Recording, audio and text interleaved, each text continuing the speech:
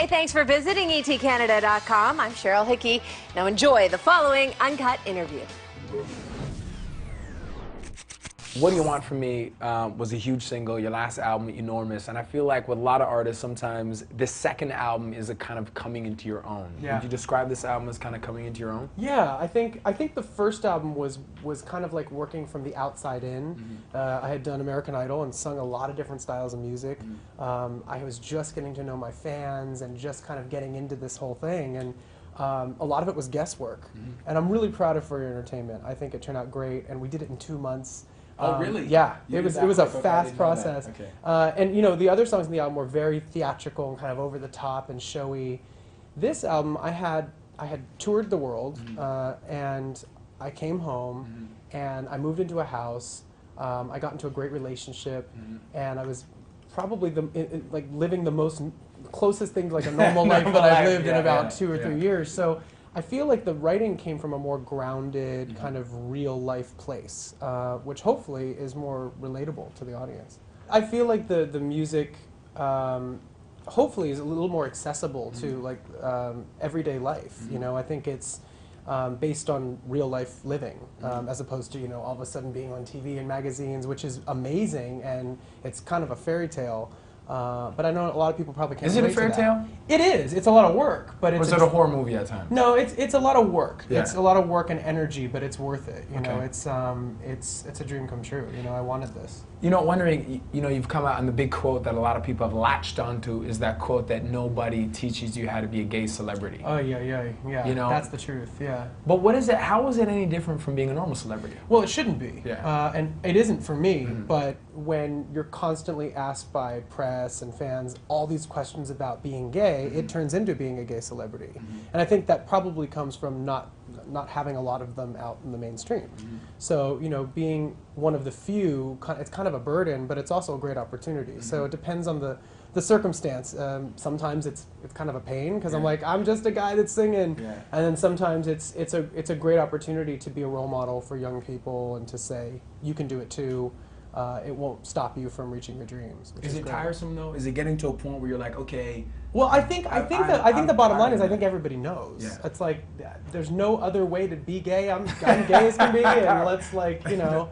Yeah. I think, you know, it's been discussed, it's been talked about, and I think now what the important thing is to try to create music that both acknowledges that and allows the listener to be comfortable knowing that that's my lifestyle, but also in finding a way to talk about things in a universal way, so that no matter what your background is, no matter how old you are, what your sexual preference is, what your political affiliation is or religious, there's something in the album that you can grab onto. You know, it's about the human condition.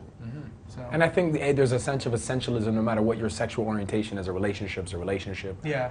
Life, you know, trials and tribulations are life trials and tribulations. Yeah, and I think that's kind of the beauty of music is how it connects people and how we can find the common areas, how we're the same instead of how we're different. And you know, in a song like Cuckoo, let's talk about that song specifically. Because at times, I think everyone goes through periods where they feel like the wheels are falling off. Oh yeah. I mean, especially, you know, being on, you know, working in the industry and promoting an album and being on tour. Like I said, it's a lot of hours and it's a lot of energy. And there were a couple moments where I thought, I think I feel a crack in my brain. It's split right down the middle. I think I'm losing it a little bit. But that song is really kind of trying to just own that and own your own crazy and own the fact that sometimes I'm not normal and I feel like a wacko, and I think everybody feels that way. And it also kind of like, it's kind of encouraging you to like let it out and just act that way, because it feels good sometimes to just be crazy. It does. Yeah. Is this also, I noticed, you know, I feel like, and I don't know if this is true, did you decide to experiment and go outside the box and do some things you hadn't done before on this record? Yeah, I think the first record, like I said, was very stylized and specific. You know, What Do You Want From Me was a bit of an exception to that, but, you know, I wanted to kind of go back to what I really love about popular music. You know, on Idol, I got to sing a lot of different styles. You know, I did sing a lot of classic rock, but I sang soul standards, I sang new wave music, funk music, disco. So I was going back to kind of like, I want to do music that people can dance to, but I want it to feel vocal, and I want it to be in the pocket, and I want it to be the kind of dance music that everybody can like get into. And if you look at a lot of the old like disco funk songs, they're timeless. No matter who you are, you're like, your head bobs to that. So that was kind of like the angle that I started seeking. And Pharrell actually was basically the kind of the gatekeeper of that for me. He and I got in the studio, and he laid down this bass line and this beat, and I went, oh. That's what's up. Thanks, Pharrell. Okay. Yeah, he's the man.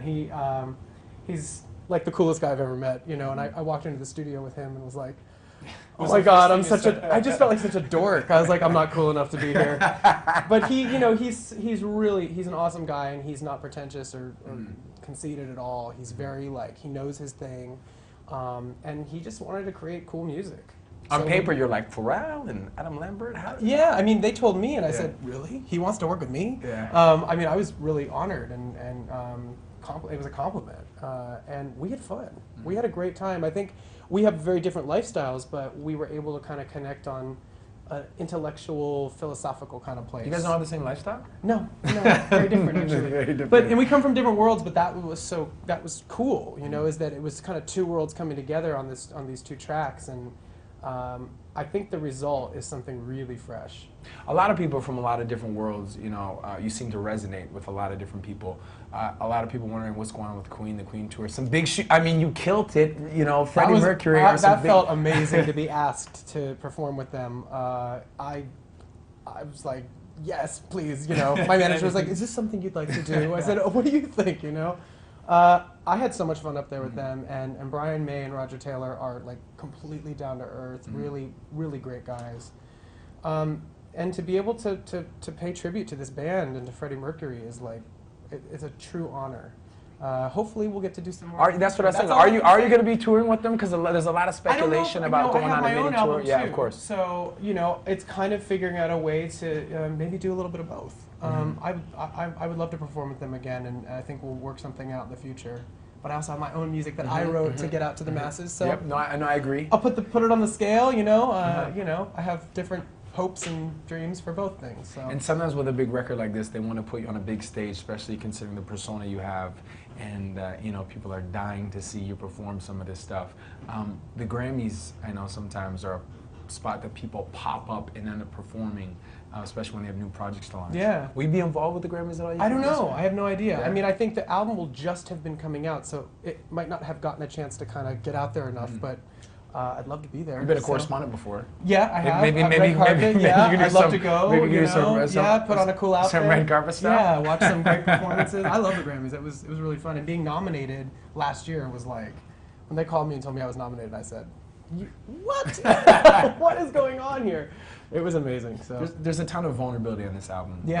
A song like Underneath. How difficult is for you to write a song like that? And could you explain a little bit about it? Yeah, I mean, I think being a celebrity, it's you know, kind of a weird reality.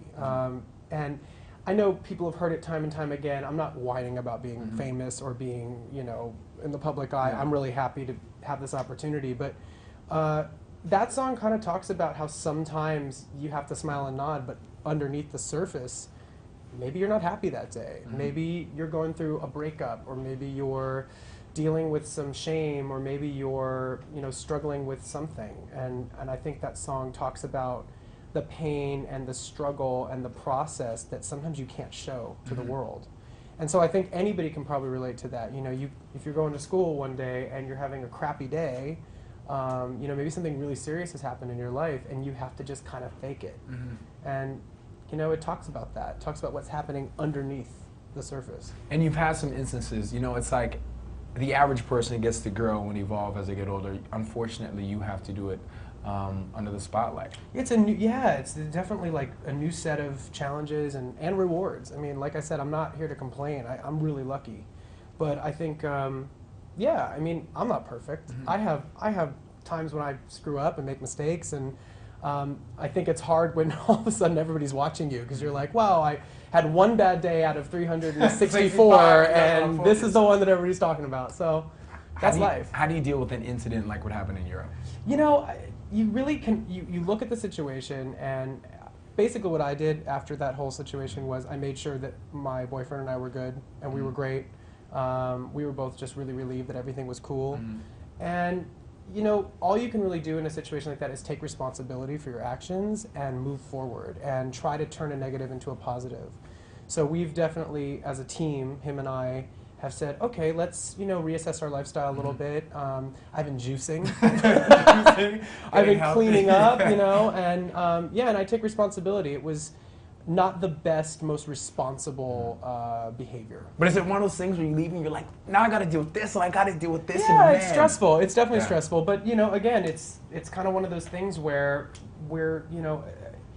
whether I ask for it or not, there are instances in which I'm a role model, and it didn't really sink in until I got home. I talked to some friends and family, and I realized that in the future I want to take more responsibility for my actions and be a little more mature in some of my behavior. You're a lot bigger than he is, too.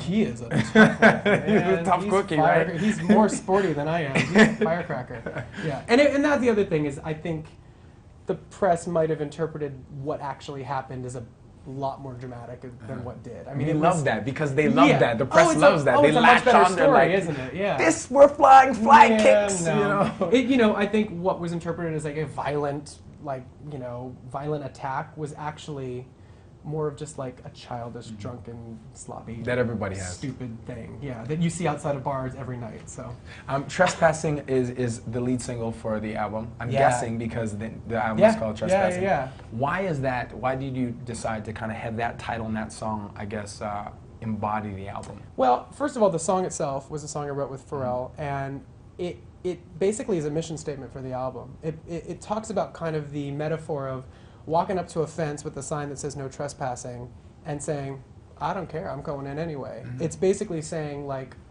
I'm going to do what I'm going to do because I believe in it, and being a rebel and just owning it and maybe proving people wrong, I think is what it's about. And a lot of times, in this industry, I still feel like an outsider. So it's kind of saying, you know what? I'm going for it. I'm in it. You said I can't come in here and I won't come in here. So, and also the song, just the idea of trespassing itself, I think kind of, the songs in the album are very revealing of who I am. So hopefully it allows the listener to trespass into like my inner workings. Who knows you better than you know yourself? A couple people. A couple people. A couple people. Yeah. Who you gotta listen to? You're like, maybe you're right about that. I mean, I think the cool thing about the song is I think anybody that's in a relationship of any kind can relate to that moment where you're like, look, sometimes I'm not perfect. I'm sorry if I, wasn't being great or hurt your feelings, and I need you and I love you. And love sometimes makes us feel like we wouldn't know what to do without our other half, and that's what that song's about. We're doing a special right now talking about how celebrities stay grounded. And of all the people, you're one of the people, I think, for the most part. Except for a couple. I mean, for the most part, in terms of every time I've met you, like not many artists who are of your magnitude decide to walk down the hallway and greet the press, and say, hey, how's everyone doing? And how do you, what keeps you so well grounded? I don't like the feeling of being looked after and stroked and taken care of and always told yes, and I like doing things on my own. Independence is something that's really important to me. I got into this whole game a little later in life, and which is a blessing, probably. Yeah, it is. I think it puts things into perspective, and I don't want to be babysat. I'm a grown up, so. Yeah, I try to keep it as real as possible because I'm pretty fortunate to have kind of landed in this position. So, well, thanks a lot, man. Yeah, I appreciate it. Always thank good chat with you. Your fans are waiting for you to perform the Super Bowl. You heard about this petition? I heard about that. Yeah, I don't know if I'm necessarily the ideal, but I can sing the out of the national anthem. I think you can too. There you go. Appreciate it. Good to see you. Thank you. Yeah.